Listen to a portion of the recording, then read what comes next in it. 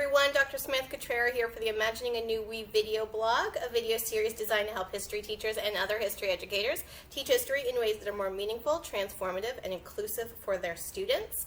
We're continuing pandemic pedagogy today, but as I've mentioned in another video, you know, the fall, there's so many unknowns this fall, and so one of the kind of pandemic pedagogical ideas that I think is really important to be able to snake through all of our practices, pedagogies, and this video series is to think more broadly about things like history and to think more broadly about students in our history class need. And sometimes what they need are kind of interdisciplinary connections and other connections to things that are separate from the academics of school. So for the pandemic pedagogy series this fall, I'm talking to people that aren't just kind of history as traditional history, but also people that do a lot of different things. And today I'm talking with a young adult author, which I'm really excited about. So I'm talking with Rob Shapiro, who wrote the Book of Sam. Oh, there's Betty. Who wrote the Book of Sam. It is not me. I've asked him multiple times. He definitely says that this is not about me, which is good. It's about a boy. Well, he can tell you more about the plot, but it's not about me. It's about a boy, and it's such a great novel to introduce to your students right now when they're trying to figure out themselves and they're trying to figure out this unknown world, and a world that they kind of know, but they don't really know. And that's why I really loved this. Now, I'm extra excited to be able to talk with Rob today because Rob and I were best friends in high school. And so it's so awesome to be able to bring our worlds back together again, to be able to talk about such a thoughtful novel and such a cool, exciting fantasy novel, which is not actually anything that I knew about him when we went to high school together, despite me just saying that we were best friends, but I did. Anyway, regardless, but what I did know about him was that I always knew that he was funny and thoughtful, and so the work that he's doing right now just kind of fits right in there. Although this is his first novel, Rob is a writer, and he has written for TV shows, comedy shows. He wrote for the series DNAce. See, it's so catchy. As well as the live-action comedy series What God Did, which was awarded from the Bell Fund. And currently, he has been working on the Comedy School, which is something that he co-created, and it's in production right now. So it's really cool to be able to talk about the stuff that he's doing, the stuff that he's done, and kind of bring this all together to kind of suggest why this is a really good novel to recommend to your students. You know, I'm totally biased because I know him well, but I also don't read a lot of young adult fiction, and so it was such a pleasure to read such a great novel. So anyway, let's go over to Rob and talk about the Book of Sam.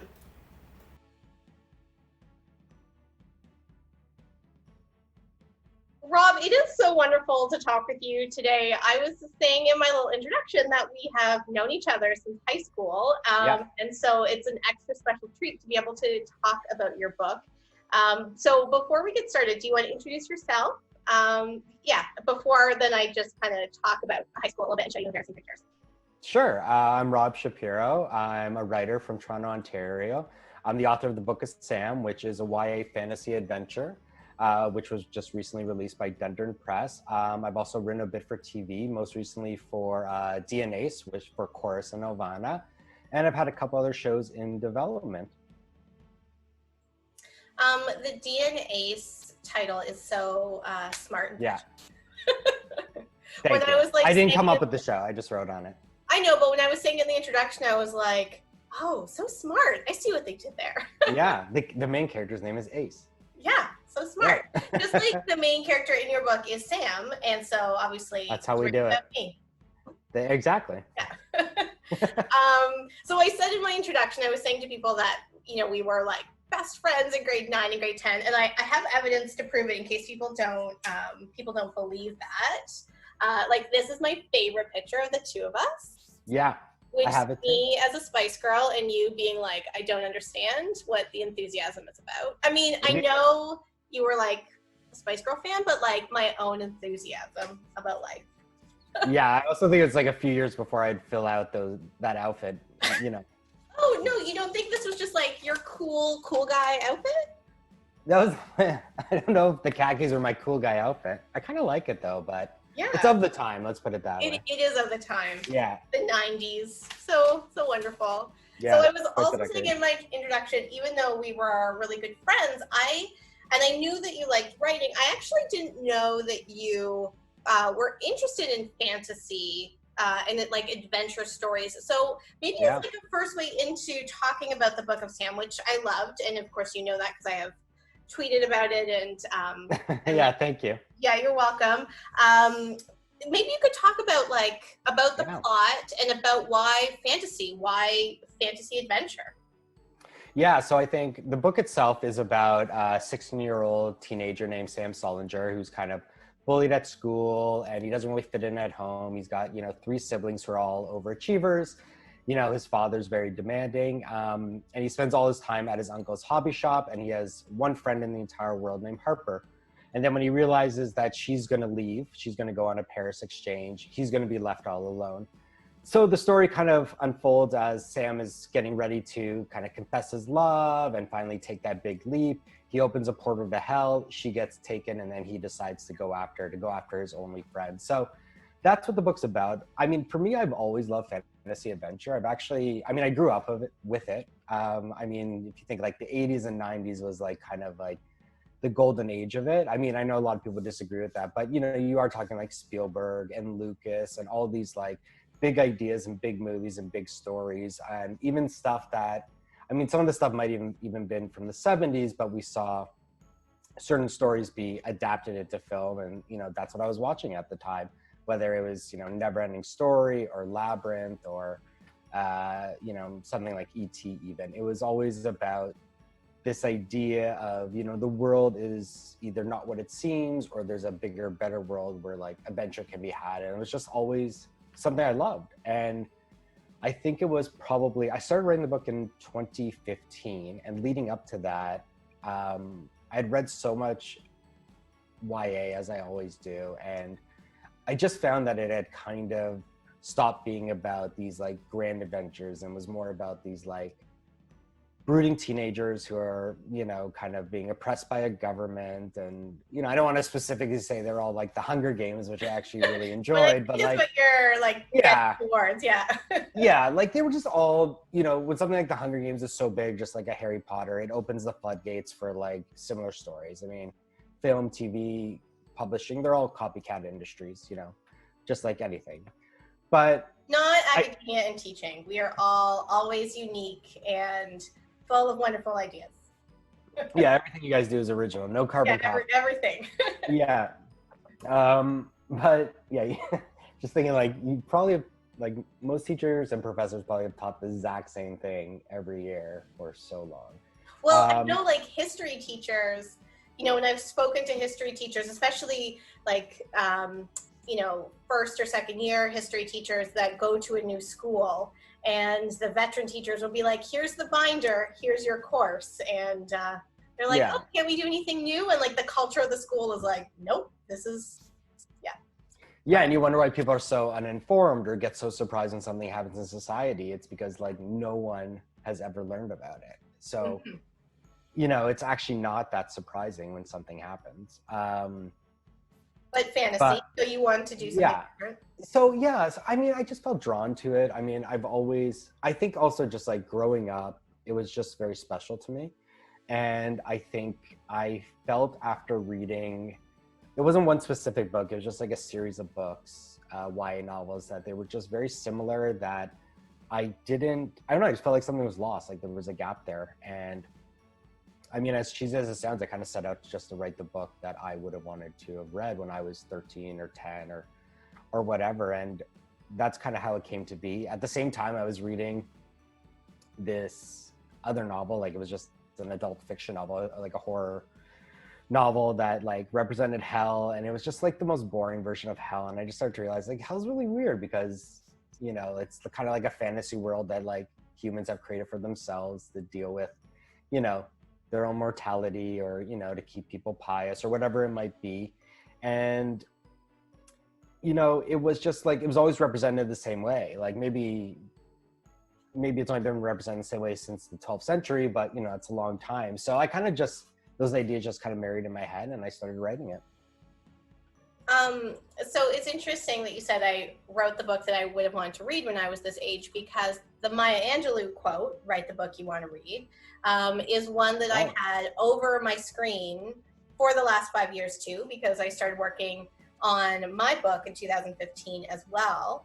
And so it's interesting that that's a quote that guided you, because that is definitely a quote that guided me too, despite them being such different types of work. But I think it still speaks to, I think it still speaks to the importance of story and narrative, and being able to like bring out these elements that you feel like are missing in the world. Yeah, absolutely. And I think, that quote is like, it's very like precise, but it means whatever it's going to mean to everyone, right? Like it's going to mean something different to everyone, because the book you want is different than the book that the person next to you wants, right? So it should give birth to all these like wonderful stories. That's why, it's like such a great quote. But I mean, I think also like the idea, and I don't know, I feel like especially people who are like new writers or want to make it professionally, or young or emerging, whatever you want to call it, you're always trying to write to trends. And I think when you actually like kind of forget about all that stuff, because most of it is just not applicable, you start actually writing something you'd want, you're going to actually not just get better at the craft, but you're going to probably end up with something that's easier to sell. Well, I mean, yes, I agree. I totally agree with you about writing to trends. And it's funny because, again, I'm speaking from a different world with there are so similarities, because I'm thinking of trends, like particular teaching trends, and how they can burn out really quickly when they're not kind of part of you.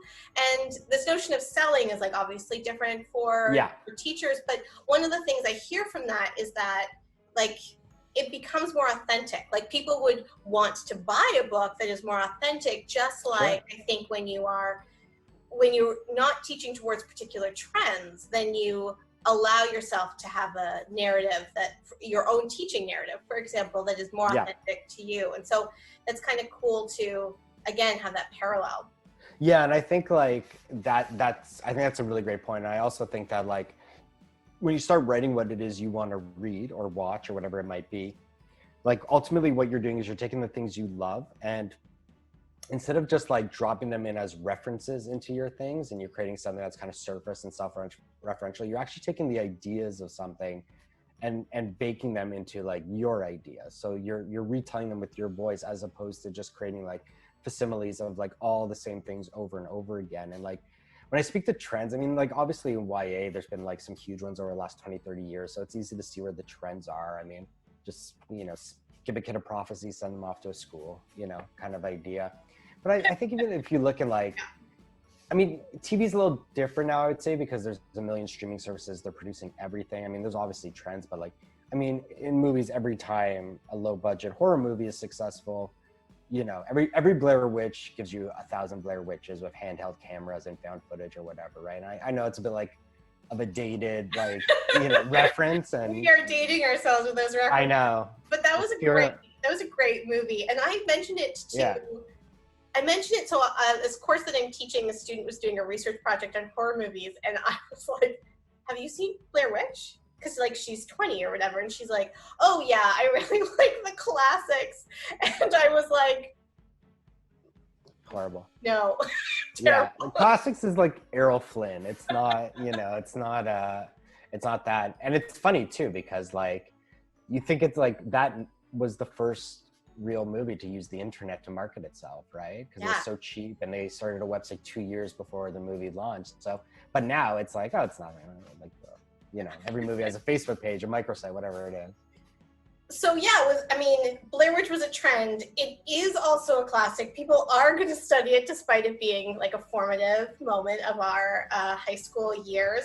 But like that also demonstrates like that it also demonstrates that kind of reverence to history. So that's why it's kind of cool that you're saying also like that, hell has been represented in a very similar way since the 12th century, which you were like, that was a few years ago.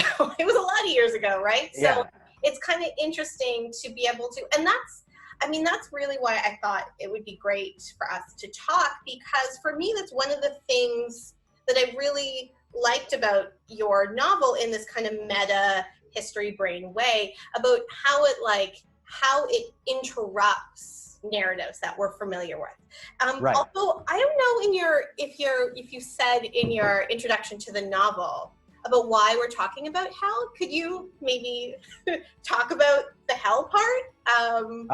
Yeah, did I forget that? Yeah, I think you may have. I mean, maybe not, but let's do it again.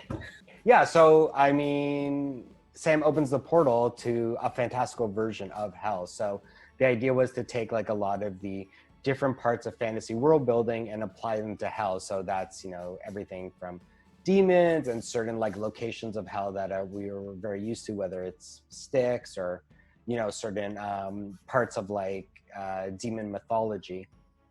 So he goes to hell, but it's not like just this, place of like, where, souls are moaning and there's like a lake of fire. The whole idea was that he's actually in this world that is made up of cities and towns and villages and metropolises, and it's all connected by different forms of transportation, and each place has their different, everything from attire to culture.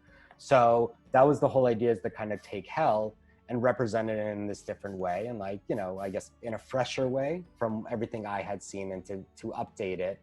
And it just stemming from this idea, not that that hell's always been written about, but thus it has always been written about the same way. So to the point where it's, it's kind of like lost all meaning.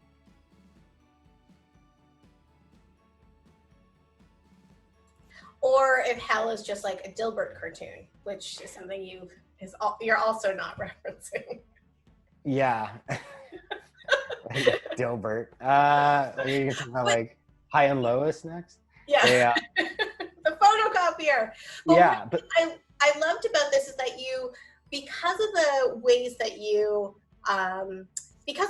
that you're writing it as a response to this kind of traditional trope of hell, you are rewriting the narrative, but also like Sam in the novel thought that these were stories. He didn't think that it was a real place. And so as someone that, is interested and talked about like post-structuralism and history, I say that we get trapped in our particular stories and we have to intervene, we have to interrupt, we have to imagine new worlds and a new we. And that's why I really loved the way that kind of notion of story and interrupting story is such a key element of the plot line, but also then a very key plot line of like Sam understanding himself. Yeah, and I think like that. I think we don't always give stories credit for how much they shape our perception of everything. Like I know for me, like the stories I read and the movies I watched, like they were so influential in, one, fostering a love of certain things, including history, always making me curious about the world. Like I so much of what I read and watched took place in like Europe and the UK, and they just were like places that almost became like magical in my mind. Now I know they're not, but they were just like so fascinating to me, right? So these places, they expanded my world. Like you're living in a small corner of Toronto, like all these stories, and they were fiction. Like I recognized I wasn't reading a textbook or nonfiction. I just knew that where these stories took place and what the characters did, who they interacted with, made me realize that these things do exist in some form in the world, right? So, Sam grows up being told these stories, and it's, they're used by his uncle to kind of teach him like life lessons, but to also act as an escape because his reality is kind of not going so well for him and he's struggling. But the whole time, like Sam's not realizing that these are actually like historical records. They're, it's nonfiction, right? It's just being, as time goes on and these books pass around and circulate, they're treated just as fairy tales. And then the realization that they're real, changes him. It makes him go on this adventure, but at the same time, like at first it's access his guide, right? And like, not to get too spoilery, but at some point he realizes that he can't trust them anymore. So he's on his own because they're a comfort to him, right? Like they're all he knew, right? It's knowledge. But then when he realizes he can only trust himself, the venture kind of takes on a different shape. Yeah, like again, I see so many parallels with what I see the potential for in history education, because if you think, okay, this is a historical record, it can't be broken, it's the truth, then you don't leave room for trusting yourself and trusting your imagination to be able to take you into different understandings of the past, for example. And I think, some of my work that really focuses on marginalized histories, anti-racist histories, and there's just not a lot of records written by Black women in the 19th century, for example. Right. And so if we are just saying that like historical record is historical record, then we don't allow room for those stories to breathe, and for students that find a lot of kinship with those stories that are excluded to be able to find themselves in that, because so much of our life is webbed and mapped through story. And like, I know this was not written as a history book, but that's one of the reasons why I just found so many like parallels between things that I think about and the ways that you kind of explore them in these fictionalized ways, with Sam coming to understand who he is in the stories and who he has to be to make a story that's better for himself. Like a story that, Yeah, I mean, that's the whole point, is he has to write his own legacy, right? And that's kind of why it's called the Book of Sam, because the books are the books of hell. And one book in particular that he grew up with, called the Book of Stolas, kind of makes him believe that there's this one demon who's like this incredibly heroic and like, politician and warrior who saved all these people. And if he just finds him, then he can save Harper. Like, he can't do it on his own. He has to petition this other demon. So it's kind of like the first leg of his journey is trying to find this demon.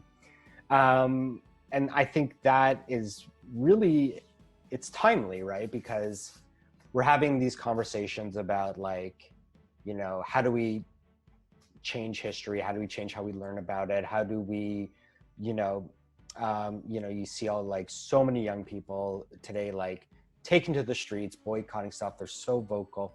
They're doing so much of the work that, adults are doing, or adults should be doing and are not doing. And you also just see these conversations around like tearing down a certain statue, renaming something. And so many people just don't know who these people are that things are named after. And like, I know a lot of people who think the argument about renaming a Skona statue is silly. Like, I don't agree with that. I think all these things should be renamed, because I think history belongs in museums, and those things are more commemoration, and we should be commemorating people for doing the right things or certain things. Like, I understand a lot of this is subjective, but, and I think that like, if someone was to walk down, say like, University Avenue in Toronto, where there's so many statues, no one stops and reads and looks it up who these people are. You just take it at face value. I do. You do. But you write the Wikipedia pages as you walk down the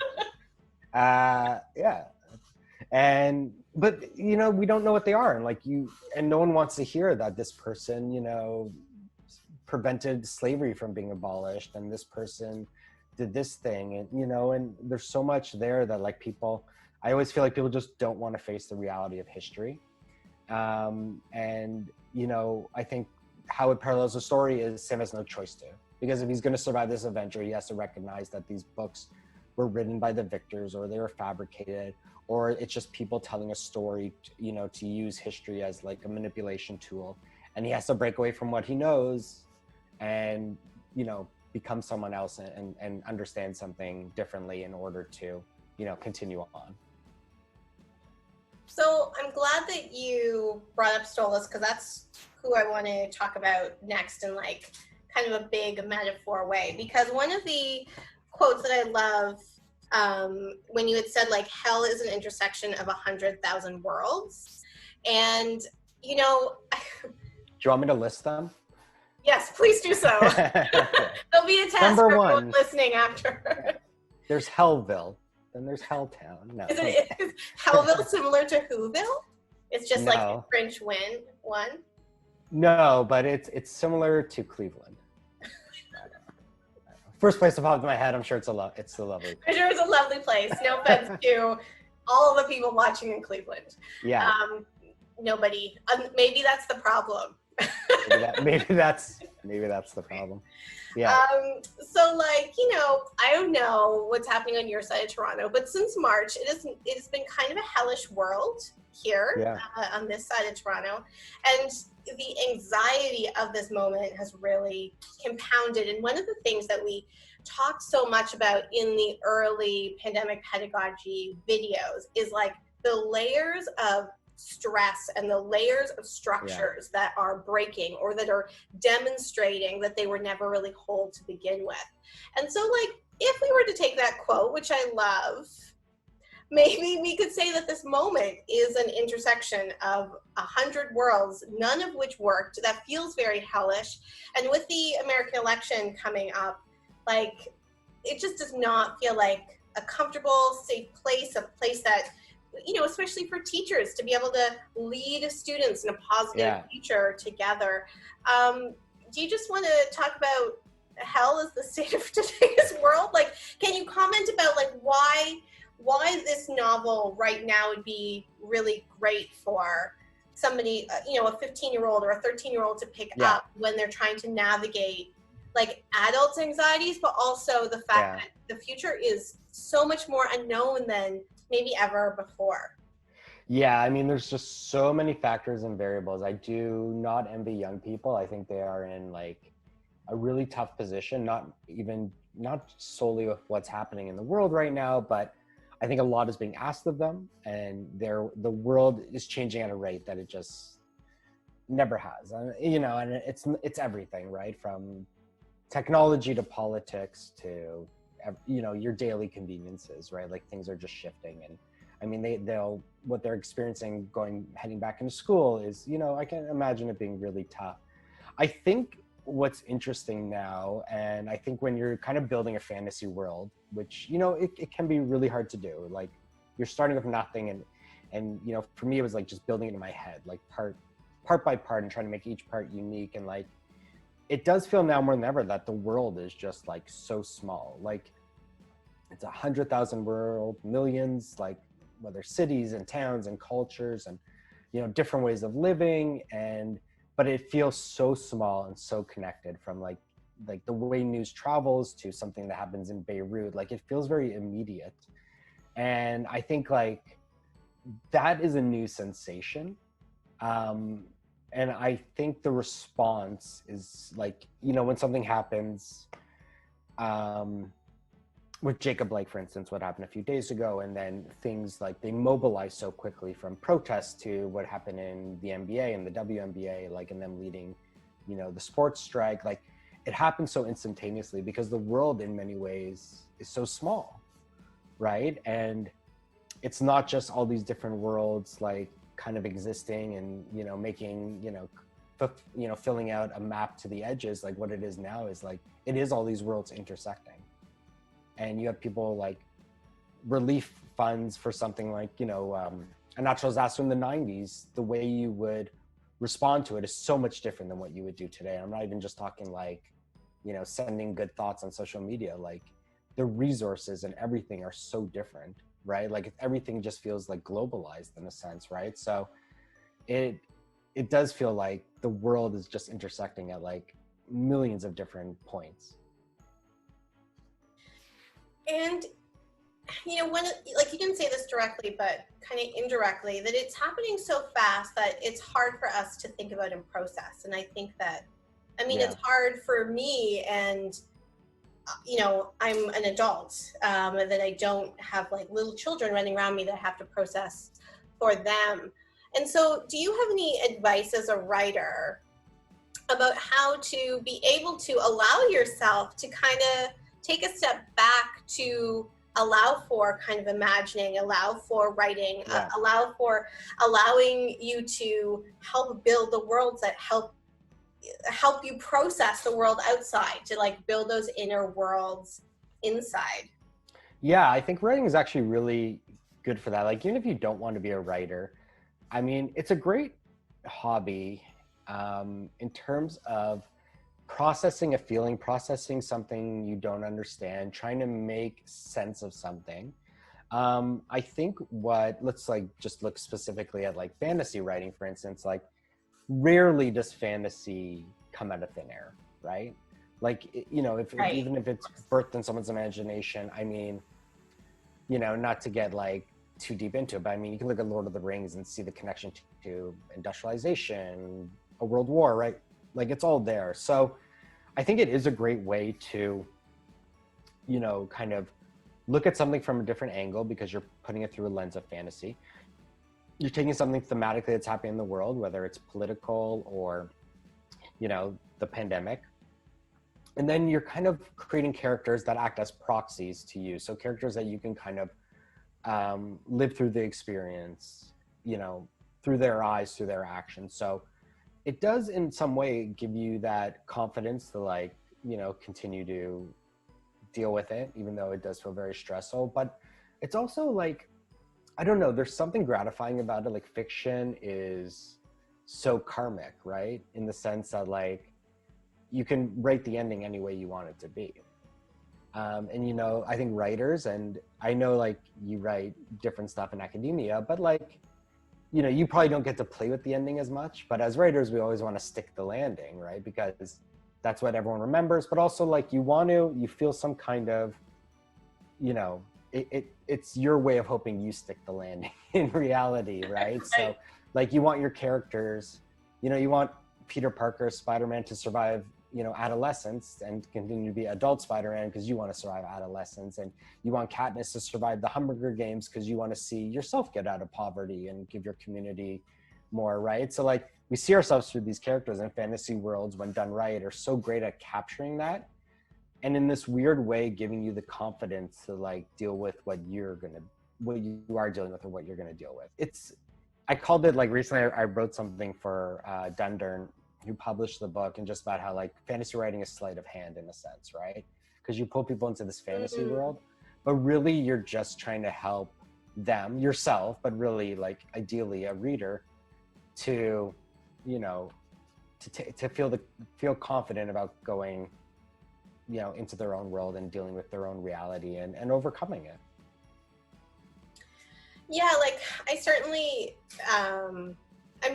like with analysis, for example, you certainly can have different endings in academic work, but one of the things I really advocate for in history education is things like historical empathy, creative nonfiction, digital humanities, which allows for a lot more like creativity. And when I was talking with Dr. Julian Chambliss for the Pandemic Pedagogy series in June, he was talking about like Afrofuturisms and how Afrofuturisms and digital humanities really allow you to rewrite particular stories and to turn like the victims into the victors, and what would that look like. And I think people can be really afraid of that, but that's so exciting, because I think that's where the potential to hear and see new stories is.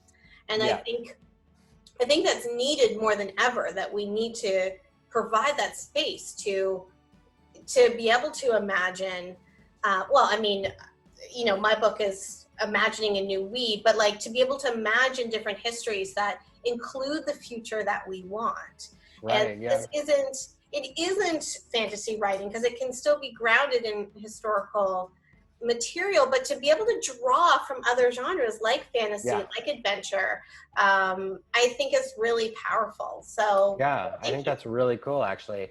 It's funny, like, as you were speaking, it's kind of made me realize that like so much history, because I wouldn't say it's fantasy, but it's written by someone who's obviously trying to convey a certain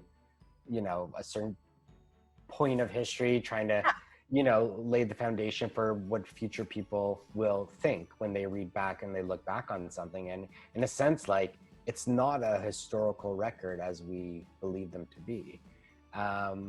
So it is interesting in the sense that, like, you can rewrite history in a truth-telling way, and then at the same time you are, kind of rewriting the future. I know that sounds weird, but like, I feel like that's kind of just what I was thinking as you were saying it. It's really interesting how they're like tied together. Yeah, because I think that the more people detach history, not the past, but history from fantasy, the more problematic it can get. right? And I don't mean all history. I mean like the grand narratives, right? That inform so much of our world, and that students instinctively know, especially so many students who are marginalized, who are racialized, instinctively know don't include them. And so those grand narratives, those like textbook narratives, are a form of fantasy. And like an example that I talk about a lot is like, we never talk about like the women that were around doing cooking and cleaning while John A. McDonald was a father of Confederation. Like, that's a fantasy that these like men stood alone, for example, that there wasn't like care work surrounded by their lives all the time. And so when we don't recognize the ways that those really common narratives are a particular fantasy, and Joan Scott, who's a feminist geographer and historiographer, calls a fantasy echo, the more problematic it is to detach ourselves from them, you know? Yeah, and I think like partly is history is often written by one type of person who is not going to look, you know, it's a very like myopic viewpoint, so they're not going to look around them. So when they're talking about like John A. McDonald, they're never thinking about the people around John A. McDonald, or they're so closely tying John A. McDonald to his achievement that it doesn't leave any room for criticism or to realize that, you know, John A. McDonald maybe wasn't the person we thought he was, you know? Well, and that the achievement is distilled down, right? Like we're gonna ignore the parts of that achievement that literally tried to codify a white nation, you know, and we just focus on the nation part. Exactly. That's it. Yeah. You distill it down until it's like a very digestible story that can, you know, be repeated, and everyone can be like, oh, well, you work hard to be like John A. McDonald. You know, like that's just what it becomes, right? Oh, that's an ambition and a half. But I mean, like, you know, people talk about like folklore as if it's like, oh, well, here's the story of, you know, Paul Bunyan or whatever. It's all meant to be these parables, as if it's like almost historical. Yeah. And just to like become this, you know, this something to inspire people. And that's almost what history becomes. But for history to be inspirational, often, you know, you have to look at the people who are doing the actual work who are not written about. And if you're going to focus on one person who was written about, usually you have to really like sand them down of all their, you know, terribleness. Yeah. Bunyan is like a real is like a real good contemporary Canadian example. Like, thanks. Yeah, it just came hot off the presses. It's like that and Blair Witch. Yeah. It's I don't know. Well, I'm so glad that we were able to talk about the parallels that I saw in this novel, and I really enjoyed it. And it's really cool to be able to, because like this was a great conversation, and you know, it doesn't surprise me because I do know you, but that element of like not realizing that you like fantasy, as I was saying, like it's kind of cool to see how it all comes together. So this book is now out, Dundurn Press. Do you want to tell people where they can get it? I mean, it's really available just about anywhere. I mean, Indigo, Amazon, you can order it. If there's bookstores that are open, you can, you know, actually go in and get it. I would always recommend checking out your local bookstore. They can definitely use some help. So, you know, you can get it at most of them. You can also order it from most local bookstores, but, you know, generally it is available wherever books are sold. Does it feel good to say that? Yeah. Yeah. It always feels weird, to be honest, but. Yeah, but I mean, so congratulations on the book. Thank you. Before we go, we sign off, I feel like we need to get to the most important question, which is, now with 20 years of distance, what is your favorite Spice Girl song? Spice Girl song? Yeah. Oh, I thought you were going to say Spice Girl. No. I don't feel like, That's a really good question. Do you not know their discography, like off the top of your head? Honestly, I can only think of like two right now, which is Wannabe. Was that what it was called? Yeah. Yeah. Do you want to sing it? I can't even think of the tune right now. Okay. And then Two Become One. Is that what it's called? Hey, yeah. That was a big hit. It was a big hit. And I'm missing a big one though, aren't I? Well, you're missing like Spice Up Your Life. Spice Up Your Life, yeah. Yeah. I actually like all of them. I do want to talk about Spice World just for a minute. Okay, I do also just want to say that you and I, along with a couple of our other friends, went to the opening night of Spice World. It was June 16th, 1996.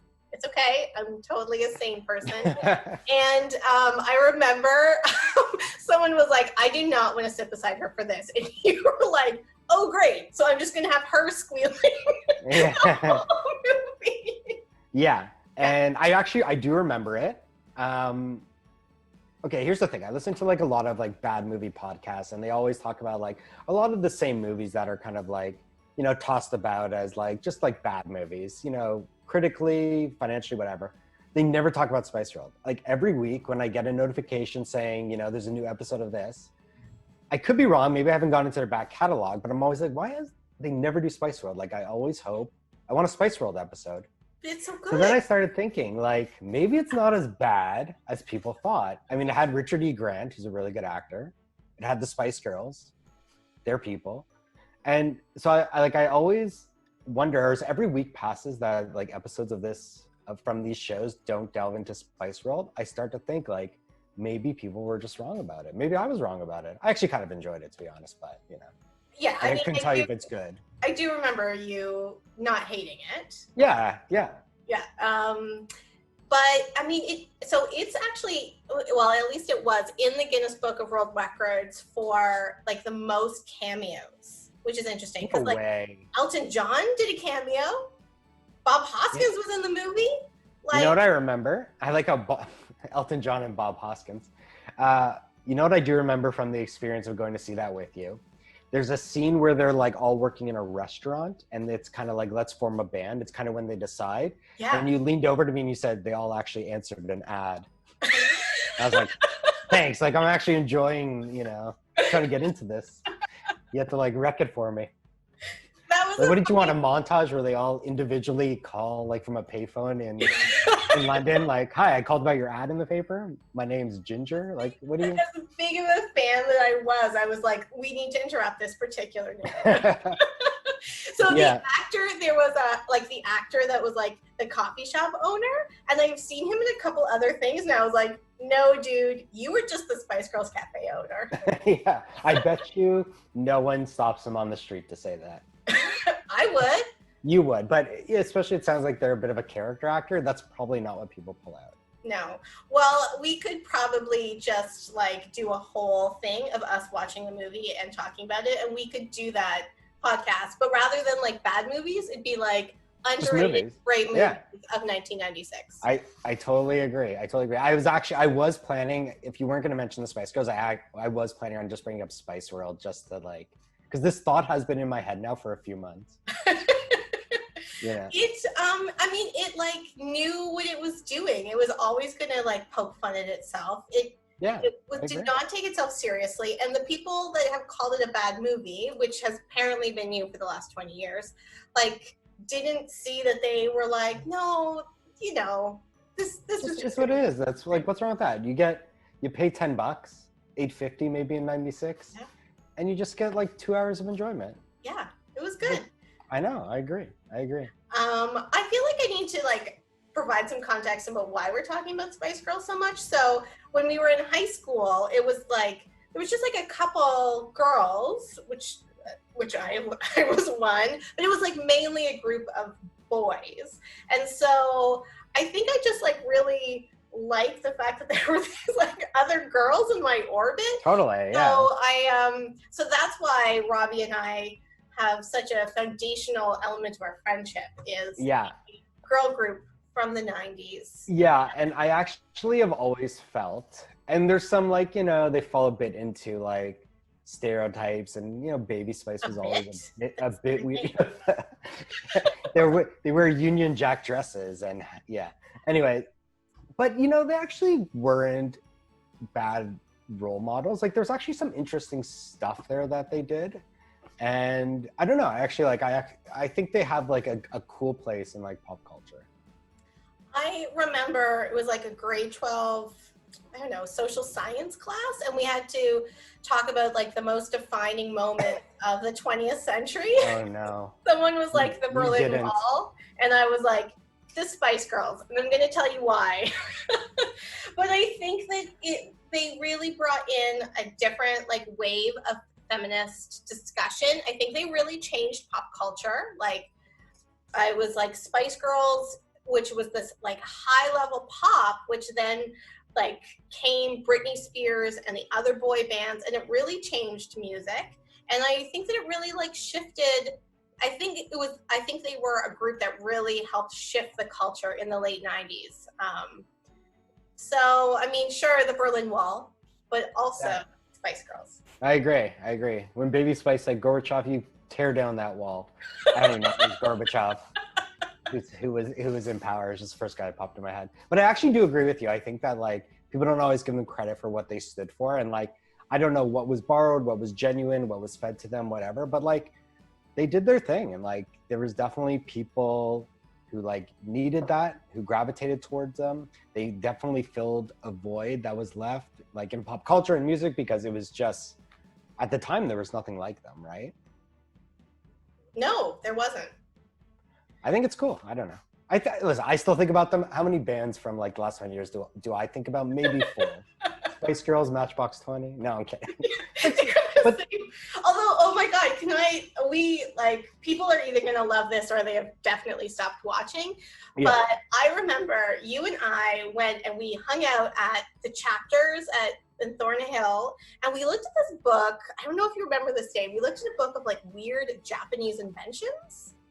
No. And then we walked, so it was like hilarious. Like I was like peeing myself laughing. It was just hilarious. And then we walked to my house because my house wasn't that far. Yeah, I remember. And we were gonna like use this lap desk to write something related to that book. And I was like, no, I never use it for these things. And you're like, do you swear on the Spice Girls? And I was like, yeah, I'll swear on the Spice Girls. And the next day, Jerry left. It's like, no. I never knew that. That's I have really this funny. like weird intersectional memory of all of these different things, and then I just think that I single-handedly brought it down. Yeah, I mean, you have a great icebreaker if you ever meet them. You're like, I'm the downfall. I'm sorry. Yeah. Sorry. Yeah. You know what? I don't know what Baby Spice is doing, but I feel like they've all done really well. I mean, they're all like, it's not like the industry, spit them out. Like, I feel like they've all like, they're out there, they're performing and singing and making a great living. I mean, I don't know. I give them a lot of credit. Yeah, I do think that they were like, I do think that they're no Lindsay Lohan. I was looking at a picture of her today and I was like, why does she look like a 60-year-old washed up movie star? And because she's 36. So. Yeah, no. And it's like, that's what the industry does for you. And, I guess they were probably, they were in their 20s, right? Like they were adults. Yeah, they were.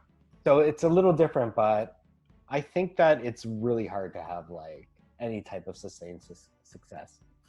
Yeah. No, I agree. And they all, Mel B's had a rocky few years. Maybe we'll blame it on Eddie Murphy. Maybe not. Has she? She was on America's Got Talent, right? Yeah. And she had a child with Eddie Murphy. Yeah, that I knew.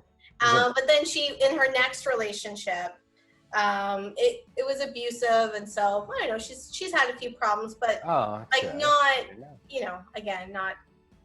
It's okay. It's okay. I don't follow them that closely anymore. But Lindsay Lohan is like your top-rated Google search for. Oh no, it is. I get Google alerts like once an hour. Wow. Just checking up on her.